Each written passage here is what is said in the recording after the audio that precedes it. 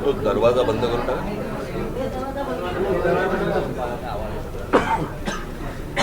Light करा, सुरू करा. Rolling sir.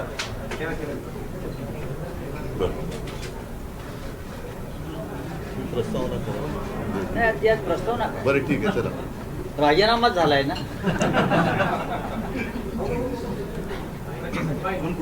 नाही हा ठीक. गेले काही दिवस आपला देश अस्वस्थ आहे आणि याचं कारण आपल्याला सगळ्यांना माहिती आहे.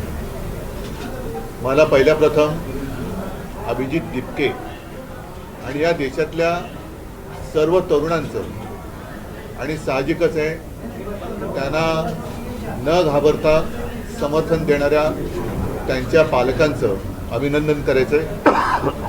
कारण हा विषय केवळ एका राजीनाम्यापुरता मर्यादित नव्हता. या तरुणांनी देशाला भयाच्या छायेतनं बाहेर काढलेलं आहे.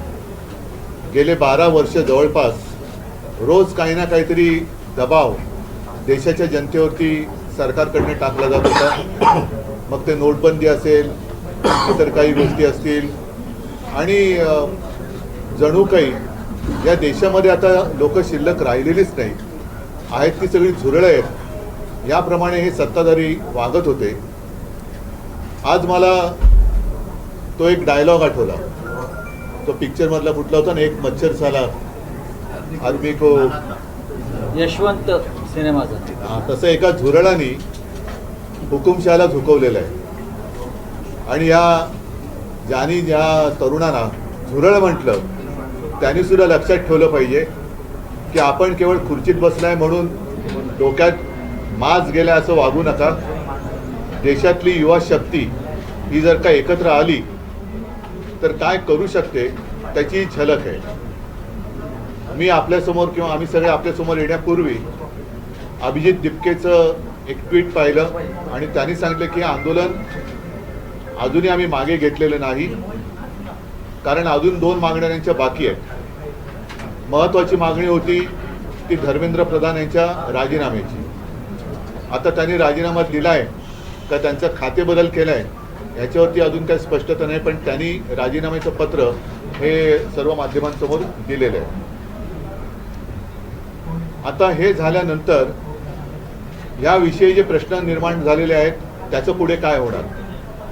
कारण या आंदोलनाच्या दरम्यान भाजप सरकारचा एक बिभत्स भीषण गुन्हेगारी प्रवृत्तीचा चेहरा हा संपूर्ण जगासमोर आलेला आहे.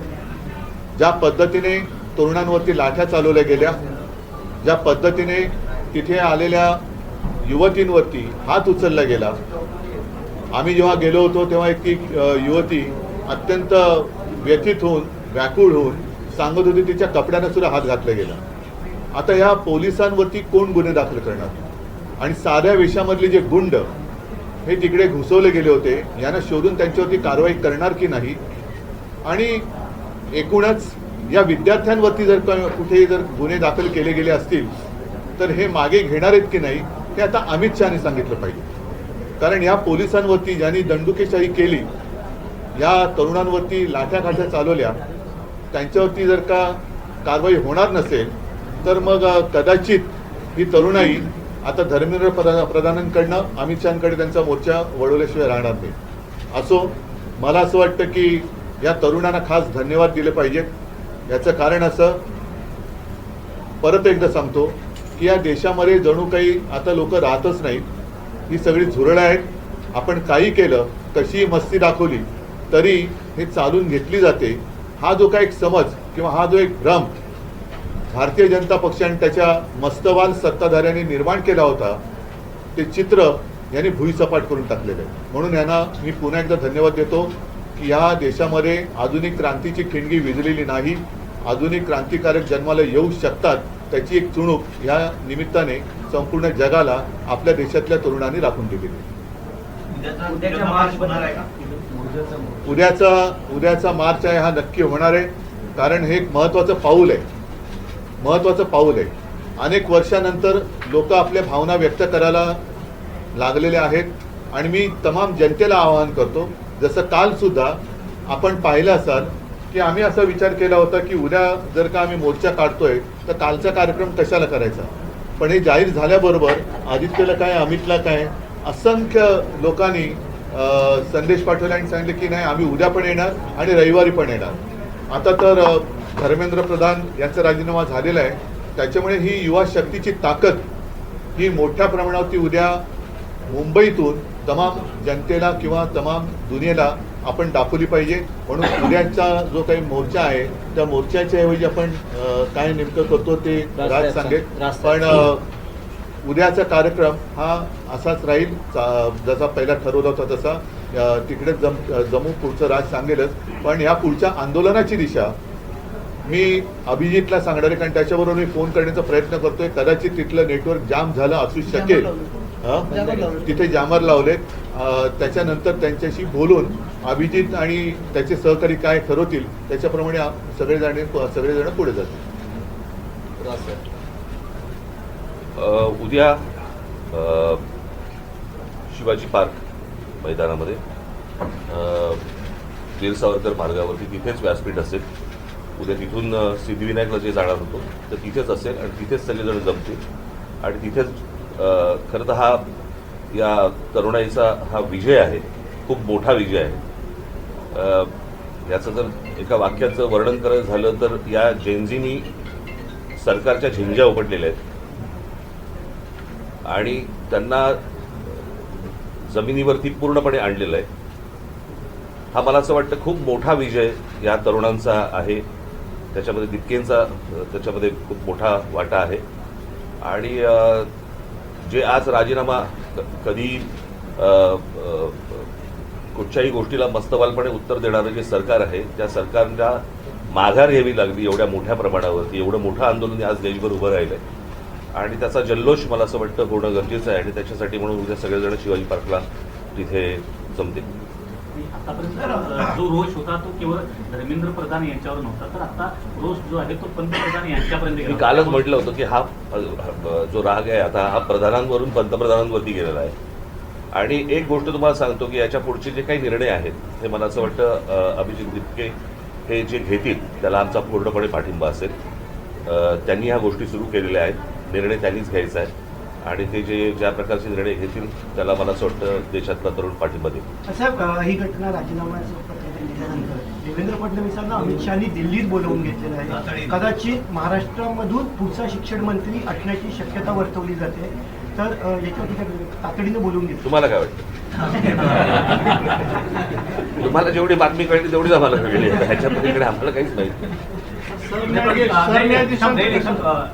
साहेब आणि उद्धवजी, तुम्ही महाराष्ट्रातले प्रमुख राजकारणी आहात, असं अचानक तातडीनं देवेंद्र फडणवीसांना दिल्लीत त्यांचे पक्षश्रेष्ठी बोलवतात धर्मेंद्र प्रधानांच्या राजीनाम्यानं. तुमचा अंदाज काय? नाही काय हे बघा, आता हे इतक्या वेळा गेले आहेत आजपर्यंत बरं का, आणि त्यांच्यामध्ये तर इतकं ती चुरस आहे की शिंदे गेले की मग ते आले परत की फडणवीस जातात, फडणवीस आले की मग शिंदे जातात.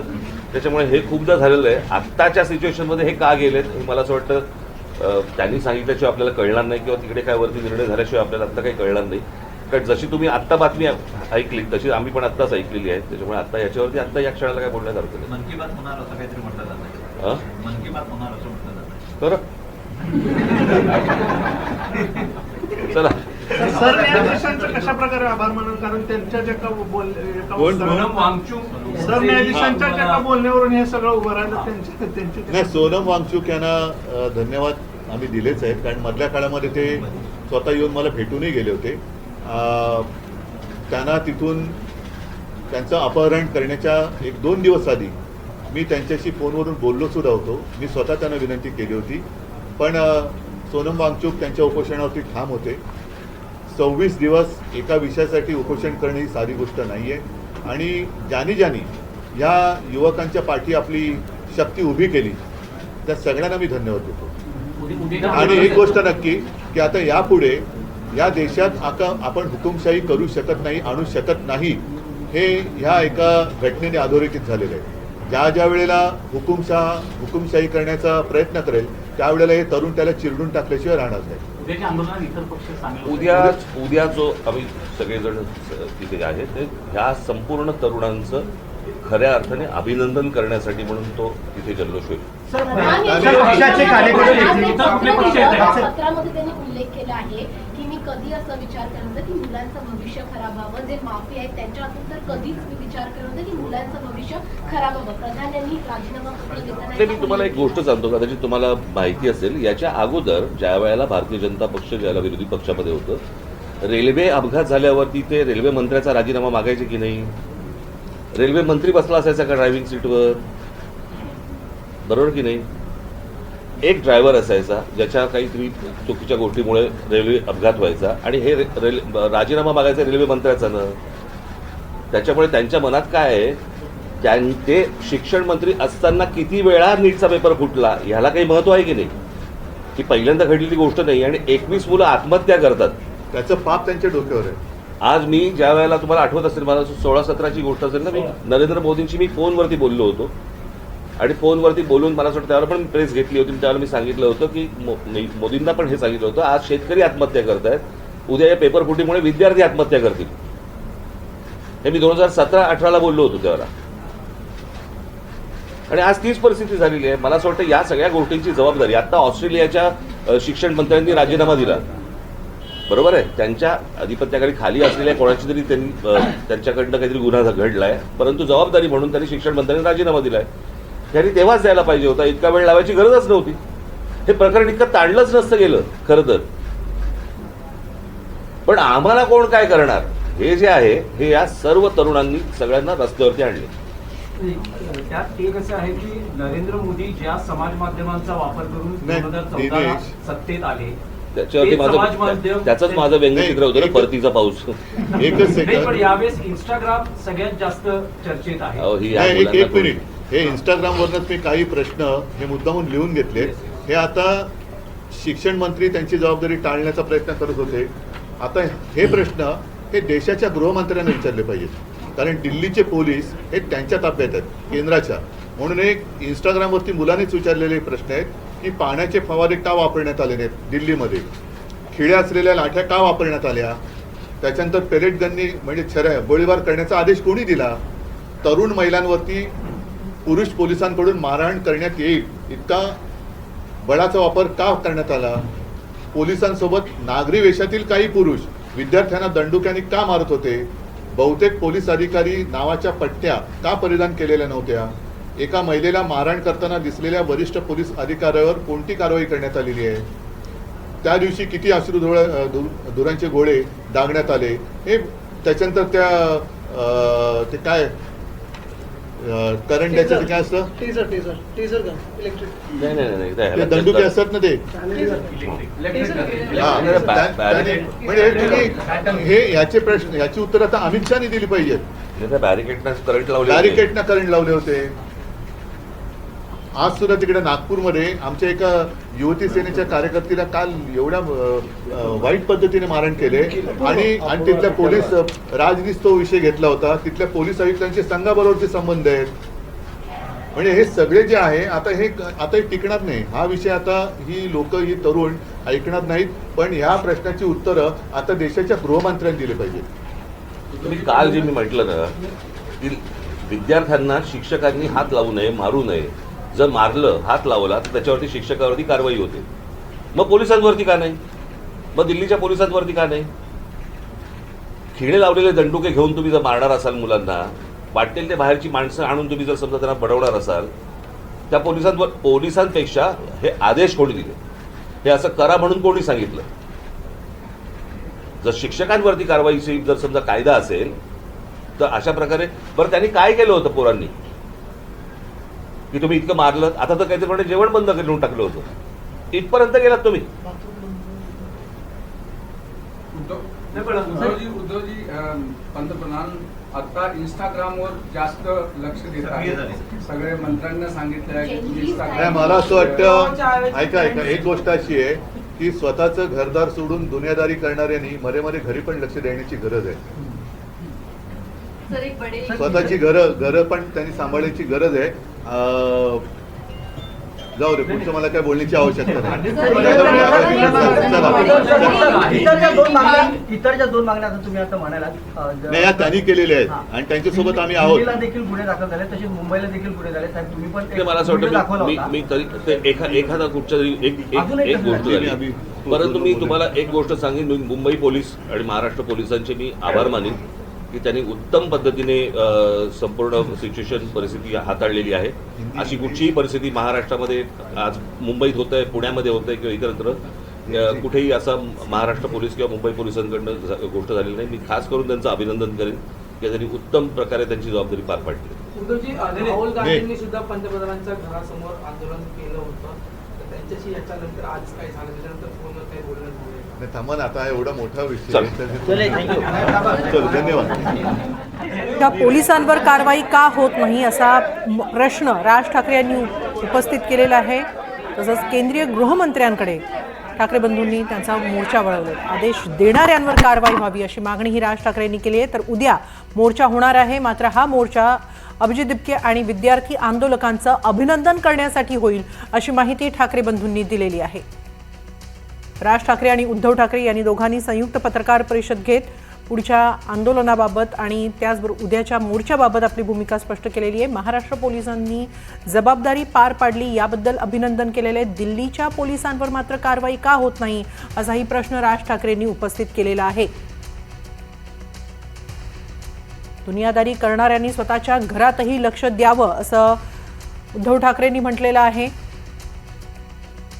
उद्धव ठाकरे आणि राज ठाकरे यांनी संयुक्तपणे पत्रकार परिषद घेत उद्याच्या मोर्चाबाबत माहिती दिलेली आहे. उद्याचा मोर्चा हा अभिनंदन मोर्चा असेल. विद्यार्थ्यांचा आंदोलकांचं अभिनंदन करण्यासाठी हा मोर्चा असेल असंही त्यांनी म्हटलेलं आहे.